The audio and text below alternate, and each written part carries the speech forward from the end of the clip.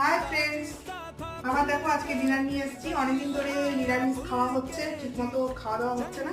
তো ছেলে আজকে বায়না করলো, বাইরে বৃষ্টি বৃষ্টি ওয়েদার, কিছু ছিল না। পনির ছিল, পালং পনির করেছি। আর এই দেখো কি করেছি, পোলাও করেছি, পোলাও আর পালং পনির। তো চলো দেখো, এই দেখো পালং পনির আর পোলাও করেছি। দ্বিতীয় বস টেস্ট করে দেখো কেমন হয়েছে। ভালো হয়েছে? পনিরটা একটু খেয়ে দেখো,